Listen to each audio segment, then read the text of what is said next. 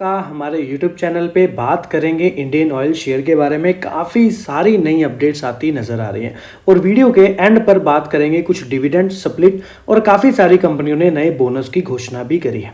तो वीडियो को शुरू करने से पहले एक छोटी सी रिक्वेस्ट उन लोगों से भी करना चाहेंगे, चैनल पर फर्स्ट टाइम आया तो चैनल को सब्सक्राइब ज़रूर कर लीजिए ताकि आने वाला सारा अपडेट आप तक पहुँचता रहे।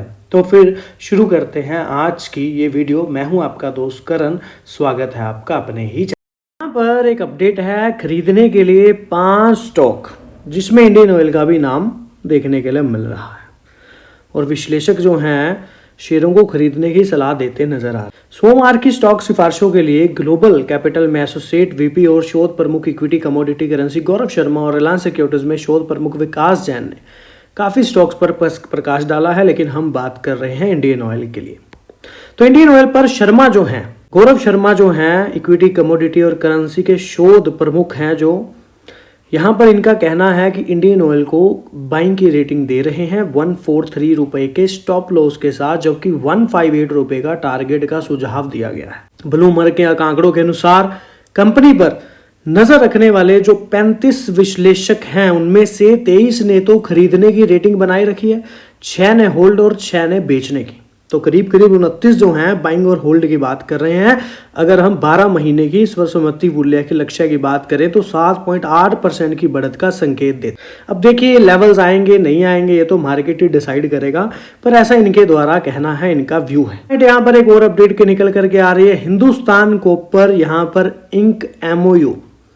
तो यहाँ पर एक हस्ताक्षर होते इंडियन ऑयल के साथ नजर आए हैं, जहां पर इंडियन ऑयल ज्वाइन करता, पार्टिसिपेट करता क्रिटिकल मिनरल्स ब्लॉक ऑक्शन में नजर आया। इस MOU का पर्पस है इन्वेस्टमेंट्स को शेयर करना और जो डेवलप करना, रिस्क डेवलपमेंट के लिए जो रिस्क है जैसे माइनिंग का, प्रोसेसिंग का जो भी अमाउंट रहेगा वो भी कंपनी आपस में शेयर करेगी और इन्वेस्टमेंट भी करेगी और प्रोसेसिंग करेगी from exist asset of Hindustan copper.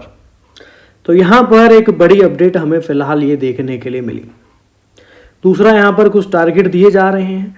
तीसरे पॉइंट पर बात कर लें तो PSU ऑयल स्टॉक्स यहां पर इजराइल ईरान के सीज फायर के बाद क्या बेहतर हैं और नहीं, तो कुछ पॉइंट्स यहां पर निकल करके आ रहे हैं, सिर्फ उनको समझेंगे। According to the market expert जो सीज फायर हुआ है तो एक यहां पर स्टेबिलिटी देखने के लिए मिली है, डिक्लाइन हुए हैं क्रूड ऑयल के प्राइसेस जो यहां पर एडवांटेज देते डाउन स्ट्रीम ऑयल कंपनीज को नजर आएंगे। कंपनियां बाय करेंगी क्रूड को और यहां पर उस क्रूड के जरिए पेट्रोल और डीजल बेचेंगी और जो पेट्रोल और डीजल बेचेंगी वो सेम उसी रेट पर बिकेगा जो फिलहाल रेट करीब करीब चल रहा है और इस तरह से कंपनियां कम खर्चे में क्रूड ऑयल खरीदेंगे और वही पेट्रोल और डीजल रेट पर बेचेंगे, जिससे कंपनियों के प्रॉफिट मार्जिन्स पर लीटर इंक्रीज होंगे। तो ये एक एडवांटेज ऑयल मार्केटिंग कंपनियों के लिए बेहतर है। तो यहाँ पर एक को आपको ये भी पता है कि क्रूड ऑयल प्राइसेस के डायरेक्ट इंपैक्ट पड़ते हैं अर्निंग्स आउटलुक पर, स्ट्रक्चर कॉस्ट पर और फिर इंडियन रूपी के प्रेशर पर। सो काफ़ी सारी चीज़ें यहाँ पर डिपेंड रहती हैं ऑयल के लिए, क्योंकि ऑयल अगर महंगा रहता है तो महंगाई भी बढ़ने के चांसेस बढ़ते हैं। तो एक पॉइंट यहाँ पर निकल करके आ रहा है। बाकी देखिए स्टार्टिंग में ही मैं ये बताना चाहूँगा कि मेरा जो व्यू है मार्केट को लेकर के वो फिलहाल बुलिश होता नज़र आ रहा है। मुझे लगता है कि बाज़ार काफ़ी ऊपर की तरफ निकल सकता है और अपना ऑल टाइम हाई फिर से एक बार नया और बनाता नज़र आ सकता है। यानी कि मेरे को जो दिखता है मार्केट में वो आने वाले कुछ ही महीनों में मार्केट 26 से 27 हज़ार होता नज़र आ सकता है। ऐसा मुझे लगता है, ये मेरा निजी विचार है, मैं गलत भी हो सकता हूँ, लेकिन मुझे लगता है कहीं ना कहीं मार्केट में एक बुलिश सेंटीमेंट बनता नज़र आ रहा है। किसी भी तरह से आप देखेंगे अगले पिछले कुछ दिनों के चार्ट को भी तो यहाँ पर ये समझने के लिए निकलता है कि कहीं ना कहीं बायर्स एक्टिव होते नज़र आ रहे हैं। फिर मैं वही कहूँगा, मुझे ऐसा लगता है ऐसा होगा यानी वो बाद की बात है, वो मार्केट डिसाइड करेगा। और फिर महारत्ना PSU स्टॉक ने 3 रुपए का जो डिविडेंड है वो भी कंपनी का आता नजर आएगा। रिकॉर्ड डेट भी तय होती नजर आई है। क्या है समझने वाला कि जो 30 अप्रैल 2025 के संचार में यहाँ पर जब कंपनी के रिजल्ट्स आए थे तो डिविडेंड की कंपनी ने यहाँ पर सिफारिश की थी। तो यहाँ पर 26 जून 2025 को आयोजित बैठक में कंपनी ने 3 रुपए प्रति इक्विटी शेयर पर डिविडेंड जो शेयरधार की रिकॉर्ड डेट है यहाँ पर डिविडेंड की पात्रता की, तो वो है 8 अगस्त 2025, यानी कि फ्राइडे के दिन रहेगी 8 अगस्त को। अगर 8 अगस्त को ये स्टॉक आपके डीमेट अकाउंट में रहेगा तो आप डिविडेंड के लिए एलिजिबल बन जाएंगे और 30 दिन के अंदर अंदर जो है अमाउंट यहाँ पर आता नजर आएगा। और 26 जून की यहाँ पर जो मीटिंग रही है वहां पर फाइलिंग में कहा गया। यहाँ पर समझे तो कंपनी ने फिलहाल 2003 से अब तक की बात करें, लास्ट 20 ईयर्स की बात कर लें तो 37 डिविडेंड यहाँ पर कंपनी अनाउंस कर चुकी है। इंक्लूड 5 रुपए शेयर दिया नवंबर में जो कि 2023 में, 3 रुपए फिर फाइनल 2023 में ही, और जुलाई 12 में भी 2024 में यहाँ पर 7 रुपए का डिविडेंड दिया अकॉर्डिंग टू ट्रेंड लाइन की बात करें तो 37 डिविडेंड कम नहीं होते। वहीं पर अगर चॉइस ब्रोकिंग के डेरिवेटिव विशेषज्ञ हार्दिक मटालिया की बात करें तो आईओसी इंडियन ऑयल फिलहाल 146 के करीब कारोबार कर रहे हैं। निचले स्तरों से उछाल देखा गया है, समेकन का चरण आया है, हालिया तेजी के बाद एक स्वस्थ ठहराव का संकेत भी देता है।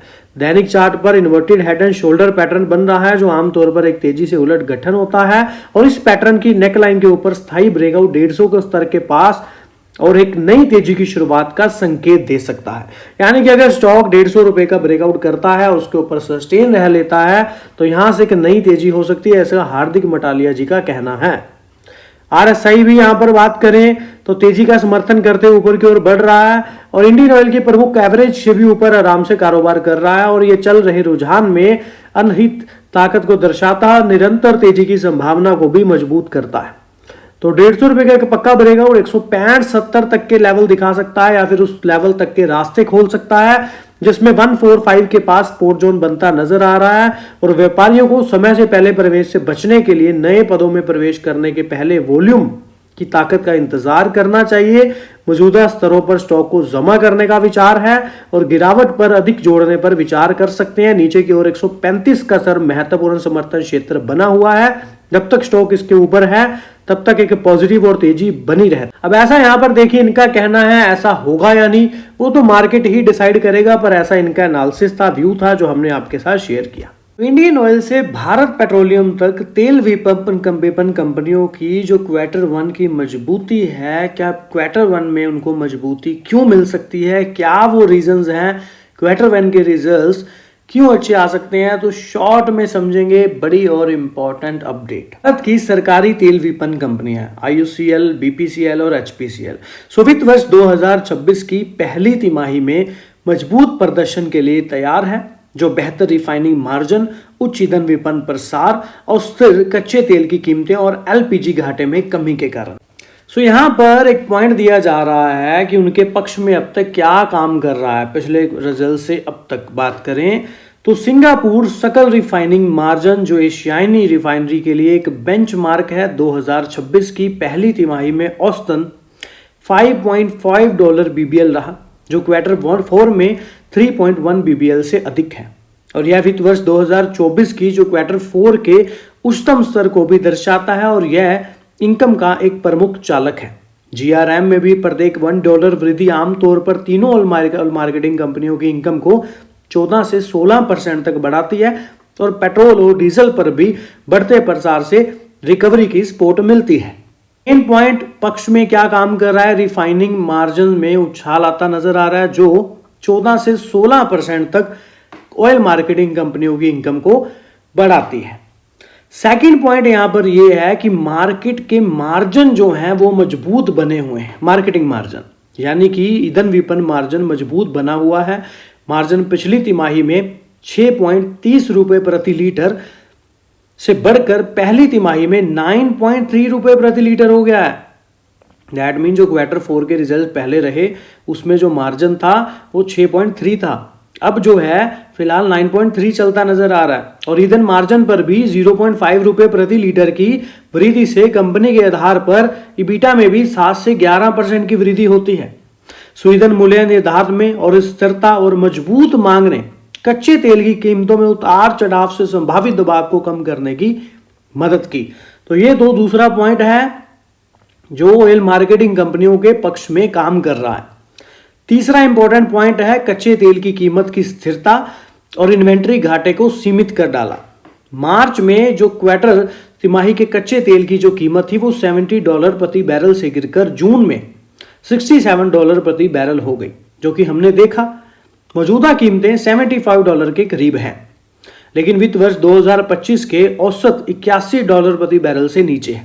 सो आईसीआईसी सिक्योरिटीज के प्रोबल सैन के अनुसार इस कच्चे तेल का जो प्रबंधीय हो जाता है और इन्वेंट्री का नुकसान न्यूनतम हो जाता है, यहां तक कि $1 प्रति बैरल की वृद्धि भी खुदरा मार्जिन पर भी 0.52 रुपए का लीटर का असर डालती है, फिर भी वे ऐतिहासिक स्तरों से ऊपर बने रहते हैं। सो मेन पॉइंट समझे तो कच्चे तेल की कीमतों की बात कही जा रही है, जो कि लगभग Q1 के रिजल्ट्स के बाद काफी समय तक 70 से और 75 से नीचे रहे। ऑल ओवर इस अपडेट में $81 के बैरल के नीचे ही देखने के लिए क्रूड ऑयल के प्राइस मिल रहे हैं, और जो एनालिसिस का कहना है तो उनका भी यही कहना है कि ऐतिहासिक स्तरों से ऊपर बने रहते हैं, क्योंकि 0.53 प्रति लीटर का असर डालती हैं खुदरा मार्जिन पर। सो यहाँ पर एक वृद्धि की बात कही गई है, और वहीं पर एलपीजी अंडर रिकवरी भी कमी आई है। चौथी तिमाही में 247 रुपये प्रति सिलेंडर थी और इस तिमाही में घटकर 177 रुपये हो गई, जो वर्तमान में 151 रुपये से और कम है। यानी कि ऐसे घरेलू मूल्य में 50 रुपये प्रति सिलेंडर की बढ़ोतरी और अंतर्राष्ट्रीय एलपीजी कीमतों में भी 12-13% की गिरावट के कारण हुआ। दैट मीन एलपीजी घाटे में भी कमी से प्रॉफिटेबिलिटी में मदद मिली। तो ये कुछ इंपॉर्टेंट पॉइंट जो ऑयल मार्केटिंग कंपनियां यहाँ पर इंडियन ऑयल के लिए स्पेशल काम करते नजर आ रहे हैं। तो अब बात कर लेते हैं। तो जेएम फाइनेंशियल ने सेल की रेटिंग दी है इंडियन ऑयल पर, टारगेट प्राइस दिए हैं 130 के। दैट मीन फिलहाल स्टॉक 138 के करीब ट्रेड करता में नजर आ रहा है। सो उसके अकॉर्डिंग यहाँ पर 140 के करीब, तो उसके अकॉर्डिंग 130 के टारगेट दिए हैं, यानी कि कुछ परसेंट यहाँ से नीचे। और काफ़ी सारे एनालिसिस द्वारा जो टारगेट्स दिए जाते हैं इंडियन ऑयल पर, वो करीब करीब फिलहाल पिछले एक महीने में या 15 दिन में जो दिए गए हैं, करीब करीब स्टॉप लॉस भी सभी ने 132 के करीब ही बताया है। सो ये लेवल मेरे को लगता है काफ़ी अहम है, जो बार बार सामने आता नज़र आता है। तो हो सकता है स्टॉक एक बार इन लेवल्स के करीब आकर के इन लेवल्स को रीटेस्ट करे। अगर मार्केट के सेंटिमेंट अच्छे रहते हैं तो वेल एंड गुड है, अदरवाइज फिर अगर ये लेवल्स ब्रेकडाउन होते हैं और इसके नीचे क्लोजिंग मिलती है 2 दिन, तो दैट मीन कहीं ना कहीं गिरावट का संकेत हो सकता है। ऐसा मेरा निजी विचार है, होगा या नहीं वो बाद की बात है, वो एक अलग बात है। मुझे ऐसा लगता है और मैं गलत भी हो सकता हूँ। फिर यहाँ पर देखिए शेयर होल्डिंग पैटर्न आप देखेंगे तो बहुत ही बढ़िया पैटर्न है। गवर्नमेंट ऑफ इंडिया का स्टेक है, एलआईसी ने काफ़ी अच्छा स्टेक स्टॉक में बनाया हुआ है, प्लस ऑयल का और ओएनजीसी का भी स्टेक स्टॉक में बहुत अच्छा बना हुआ है। डीआई एफआई ने भी होल्डिंग बना रखी है और रिटेल और अदर्स भी यहाँ पर इंडियन ऑयल पर फोकस्ड है। तो शेयर होल्डिंग पैटर्न काफ़ी अच्छा है, जहाँ पर बड़े investors DI FI qualified investors जो हैं एलआईसी तक ओएनजीसी तक यहाँ पर जो है स्टेक बना करके बैठे हुए हैं। और फिर कंपनी ग्रीन एनर्जी पर भी फोकस करती नजर आ रही है। ग्रीन एनर्जी में भी कंपनी काफ़ी अच्छा कर पा रही है। एनटीपीसी ग्रीन के साथ भी 650 मेगावाट का क्लोक रिन्यूएबल पावर का एक जेवी होता नजर आया। और तो और ग्रीन सब्सटायरी टेरा क्लीन लिमिटेड के साथ भी 5.3 गीगावाट का renewable energy infrastructure capacity install करने की बात कही जा रही है। इसी के अलावा समझे तो इलेक्ट्रिक मोबिलिटी पर भी कंपनी का बड़ा फोकस है, क्योंकि 10,000 बैटरी स्वैपिंग स्टेशंस के लिए सन मोबिलिटी के साथ कंपनी की पार्टनरशिप हो रखी है। और तो और कंपनी बायोफ्यूल्स में भी काफ़ी अच्छा कर रही है। एसएएफ कैपेसिटी 86.8 TMTP की बात कही जा रही है। कमीशनिंग करती LanzaJet कंपनी के साथ कोलैब हुआ था, पीछे हमने शेयर भी किया था। और तो और फर्स्ट हाइड्रोजन फ्यूल सेल बनता बस इसमें इंडिया की नज़र भारत की आ रहा है, जो कि कंपनी द्वारा बनाया गया है। सो इस तरह से कंपनी काफ़ी ज़्यादा फोकस ग्रीन एनर्जी पर भी कर रही है। और नो डाउट कंपनी ने 4 से लेके 8 कोलैब देख पा रहे हैं आप, नए जो कोलैब कंपनी के रहे हैं, जो हाल फिलहाल में कंपनी ने काफ़ी अच्छे ग्रीन एनर्जी के लिए अच्छे कोलैब किए हुए हैं, जो कि फिलहाल अभी कंटिन्यूसली लगभग चलते नज़र आ रहे हैं। सो एक अच्छा सिनेरियो जो है फिलहाल बना हुआ है, जो कि काफी अच्छी बात है। भारत की सरकारी तेल रिफाइनरियां घरेलू उपयोग के लिए $600 मिलियन मूल्य के टैंकर मंगवा। Bharat petroleum corporation, Hindustan petroleum corporation, Indian oil corporation इस वर्ष के अंत में मध्यम दूरी के टैंकरों के लिए संयुक्त रूप से निविदा जारी करने की योजना बना रहे हैं। सारा जो अपडेट है वो इंडियन ऑयल का ही रहेगा, लेकिन इसमें यही अपडेट जो है वो एचपीसीएल और बीपीसीएल के लिए। वहीं पर साथ में भारत की जो सरकारी रिफाइनरियां हैं देश भर में ईंधन के परिवहन के लिए 10 घरेलू निर्माता जहाजों का ऑर्डर देने की योजना बना रही है, क्योंकि सरकार जहाज निर्माण उद्योग के विस्तार की अपनी महत्वाकांक्षा को आगे भी बढ़ा रही है। मामले से परिचित लोगों के अनुसार Indian oil corporation, BPCL, HPCL इस साल के अंत में मध्यम श्रेणी के टैंकरों के लिए संयुक्त रूप से निविदा जारी करने की योजना बना रही है, जिन्होंने पहचान न बताने का अनुरोध किया क्योंकि जानकारी अभी तक सार्वजनिक नहीं हुई। लेकिन उन्होंने कहा है कि $600 मिलियन तक का प्रस्ताव हो सकता है और 2028 तक डिलीवरी शुरू करने की आवश्यकता होगी। तो बड़ी अपडेट्स हमें आती नजर आ रही हैं। पीएसयू तेल गैस शेयरों पर काफी अच्छा सिनेरियो जो है देखने के लिए मिला। और वहीं पर अगर समझें तो दक्षिण एशिया राष्ट्र अपनी घरेलू निर्माण क्षमता को बढ़ाने की कोशिश कर रहा है। दुनिया भर में जहाजों को ऊर्जा, व्यापार, रक्षा के लिए राष्ट्रीय रणनीतिक संसाधनों के रूप में देखा जा रहा है। और भारत के पास भी वर्तमान में कम से कम 40 यार्ड हैं और केवल 4 यार्ड ही ऐसे हैं जो मध्यम दूरी के टैंकरों से बड़े जहाज बनाने की क्षमता रखते हैं। और तो और बीपीसीएल एचपीएल ने टिप्पणी मांगने पर ईमेल का जवाब तो नहीं दिया, लेकिन मध्यम श्रेणी के टैंकर यानी कि 50,000 से 60,000 डेडवेट टन की रेंज में होंगे और टेंडर में प्रत्येक जहाज की कीमत $55 से $60 मिलियन हो सकती है। और लोगों ने कहा है कि इंडियन ऑयल कॉर्पोरेशन के पास 6 जहाज होने की उम्मीद है, जबकि बीपीसीएल एचपीएल के पास 2-2 जहाज होंगे। दैट मीन कंपनियों ने ऑलरेडी यहाँ पर एक बड़ा सिनेरियो जो है दिखा ही दिया है कि काफी अच्छी 2 अपडेट्स हैं और जिसकी वजह से इंडियन ऑयल में आज हमें एक अच्छी रैली भी आती नजर आई है। इसके अलावा भी कुछ एनालिसिस हैं। आईडीबीआई कैपिटल के ब्रिजेश, एलएमएस ग्लोबल सिक्योरिटीज के सौरभ जैन और रैली गियर ब्रोकिंग के जीत मिश्रा एनडीटी प्रॉफिट के साथ जो कि है अपने विचार साझा करते नजर आए। इंडियन ऑयल की बात कर ले तो ग्लोबल क्रूड ऑयल प्राइसेस यहां पर कुछ बढ़ते नजर आए और सौरभ जैन सजेशन दे रहे हैं इंडियन ऑयल पर कि गुड, अच्छा है स्टॉक, होल्ड करिए फॉर शॉर्ट टर्म गेन। और वैल्यूएशंस भी स्टॉक की यहाँ पर लो है, जो कि मैं रेगुलर आपके साथ डिस्कस करता ही हूँ अकॉर्डिंग टू पी रेशो कि वैल्यूएशंस के अकॉर्डिंग स्टॉक फिलहाल महंगा नहीं देखने के लिए मिल रहा। और वही चीज इनके द्वारा यहाँ पर बताई जा रही है। यहाँ पर इंडियन ऑयल दिसंबर तक अपनी पानीपत गुजरात रिफाइनरी का जो विस्तार है वो पूरा कर लेगा। इंडियन ऑयल कॉर्पोरेशन लिमिटेड यानी कि आईओसीएल ने मंडे को कहा कि तेल विपणन कंपनियां वित्त वर्ष 26 में लगभग $4 बिलियन का पूंजीगत व्यय करने की योजना बना रही हैं। बहुत बड़ी अमाउंट की बात जो है यहाँ पर करी जा रही है। जो वित्त वर्ष 25 में जो पूंजीगत व्यय था, जो निवेश था या पूंजीगत जब व्यय था, वो $3.71 बिलियन या कहें कि 31,000 करोड़ से अधिक है। यहाँ पर देखें तो यहाँ पर निवेशकों के समक्ष जो प्रस्तुतिकरण आईओसीएल ने यह भी कहा है कि उसका लक्ष्य दिसंबर 2 प्रमुख रिफाइनरियां हैं उसको विस्तार परियोजनाओं को चालू करना है, जिसमें पानीपत रिफाइनरी में 10 मिलियन टन प्रति वर्ष क्षमता विस्तार और संबंध परियोजनाएं शामिल है। तो कहने का मीन एक नई चीज जो है यहाँ पर देखने के लिए मिलेगी, जहां पर विस्तार किया जा रहा है क्षमता का। और हरियाणा के पानीपत में भी जो रिफाइनरी है जिसको 2021 में मंजूरी मिली थी, जिसे इसकी 15 मिलियन मीट्रिक टन प्रति वर्ष क्षमता बढ़ाकर 25 MTPA हो जाएगी। और अगर कुल स्वीकृत की लागत की बात करें तो $4.5 बिलियन। पानीपत में भी परियोजना का लगभग 84% तो पूरा हो चुका है, जो ओडिशा के पारादीप के साथ साथ आईओसीएल की सबसे बड़ी परियोजना है। सो पारादीप रिफाइनरी में भी पैराजाइलिन यानी कि PXA और शुद्ध टेरफेक्टिक एसिड यानी कि PTA संयंत्र भी स्थापित करने की चल रही परियोजना अप्रैल 2026 तक पूरी होने वाली है, जिसकी कुल लागत $1.63 बिलियन है। लगभग 89% काम पूरा हो चुका है। दैट मीन कि ये इतनी बड़ी इन्वेस्टमेंट्स कंटिन्यूसली इन चीजों पर की जा रही है और ये जो प्रोजेक्ट हैं शुरू होने का भी समय बताया जा रहा है लगभग। मुद्रा बंदरगाह से पानीपत रिफाइनरी तक जो कच्चे तेल को ले जाने वाली एक नई पाइपलाइन भी दिसंबर तक पूरी होने वाली है। और गुजरात के वडोदरा में भी रिफाइनरी में आईओसीएल की पेट्रोकेमिकल और ल्यूब एकीकरण परियोजना भी दिसंबर तक पूरा होने की उम्मीद है। 80% से अधिक पूर्ण हो चुकी इस परियोजना में क्षमता को जो वर्तमान है वो 13.7 MTPA से बढ़ाकर 18 MTPA करने की परिकल्पना की गई है, जिसकी कुल लागत $2.23 बिलियन है। दैट मीन एक कुल मिलाकर के अगर सारे को जोड़े तो काफी बड़ी इन्वेस्टमेंट हमारे सामने आ रही है, जो यहाँ पर धीरे धीरे की जा रही है। और तो और यहाँ पर समझें तो यहाँ पर पॉइंट ये है कि अगर कोई भी कंपनी अपनी क्षमता को बढ़ाती है तो उसका मतलब काफी अच्छा रहता है, क्योंकि देखिए जब कंपनी अपनी कैपेसिटी को बढ़ाती है तो उससे कंपनी का काम ज्यादा बढ़ता है। ज्यादा बढ़ने के साथ साथ कंपनी का रेवेन्यू में और प्रॉफिट में दोनों में ही फर्क देखने के लिए मिल जाता है। बाकी यहाँ पर क्रूड ऑयल के प्राइसेस बहुत मैटर करते हैं और फिर पेट्रोल डीजल के दाम भी मैटर करते हैं। इसके अलावा देखें तो आईओसीएल ने यह भी कहा है कि वित्त वर्ष 26 के पूंजीगत व्यय का लगभग 50% तो रिफाइनरी उन्नयन परियोजनाओं के लिए निर्धारित है, जैसे कि विपणन, पेट्रोकेमिकल, पाइपलाइन का स्थान है।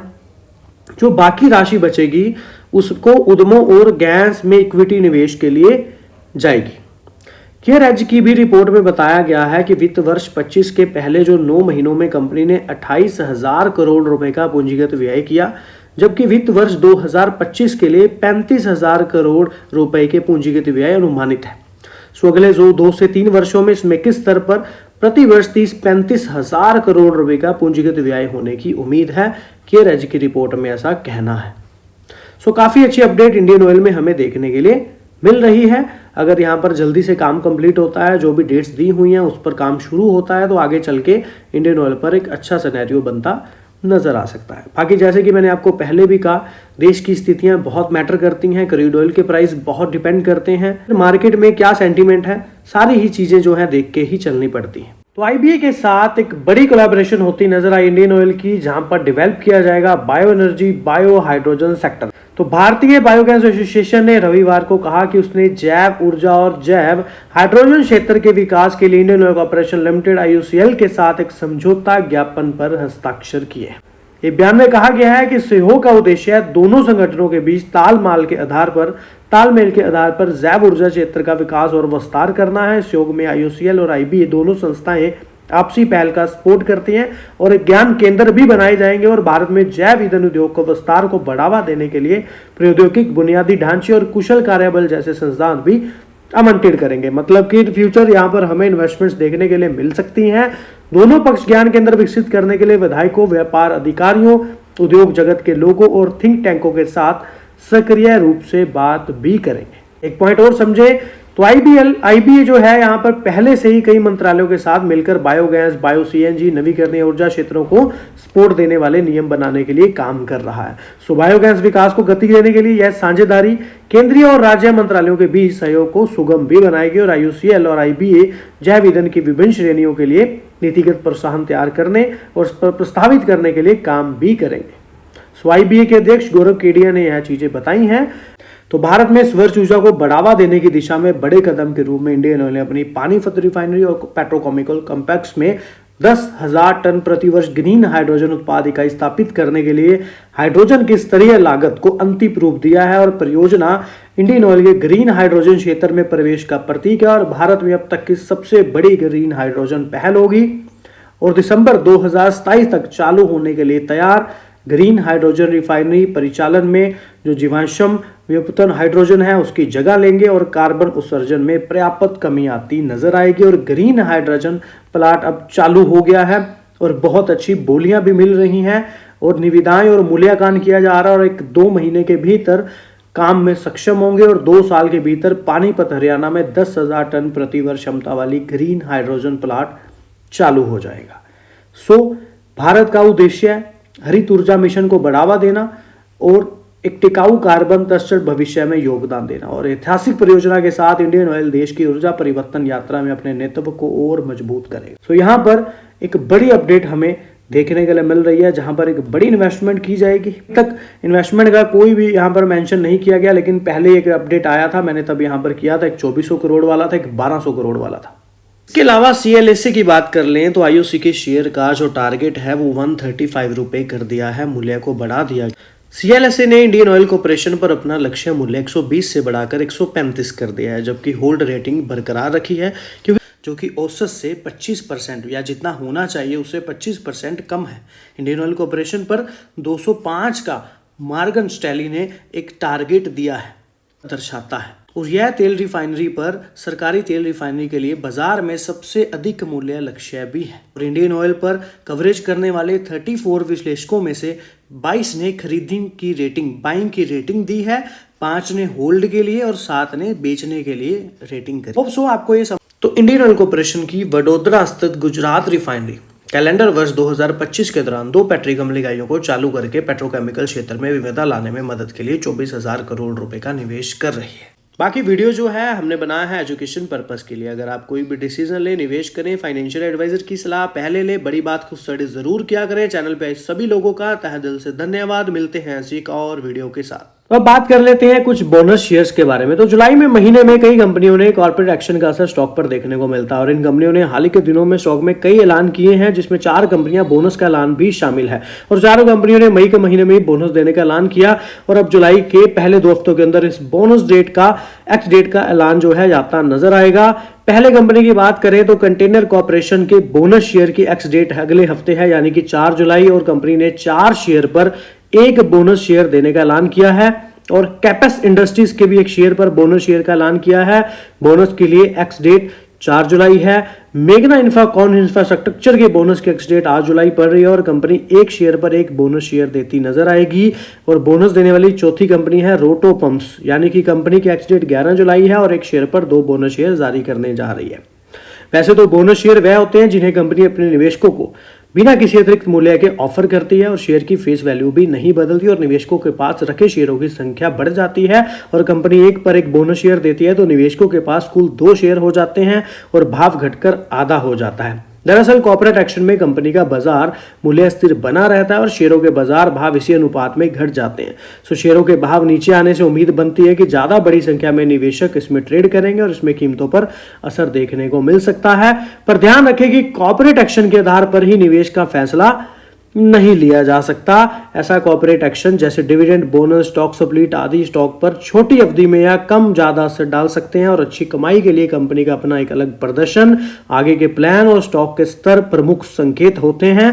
और अगर ये पॉजिटिव है तो कॉर्पोरेट एक्शन का फायदा उठाने में समझदारी है, ऐसा यहां पर कहा जा रहा है। लेकिन यहां पर देखिए, फाइनेंशियल एडवाइजर की सलाह तो जरूरी है। अगर किसी भी शेयर में एंट्री करनी है तो देखिए स्टडी तो होनी ही चाहिए। वो फिर आप चाहे फाइनेंशियल एडवाइजर की सलाह लेकर के करें या फिर कोई आपकी अपने एक्सपीरियंस्ड हो। बाकी वीडियो हमने बनाया है एजुकेशन पर्पस के लिए। मिलते हैं ऐसे एक और वीडियो के साथ।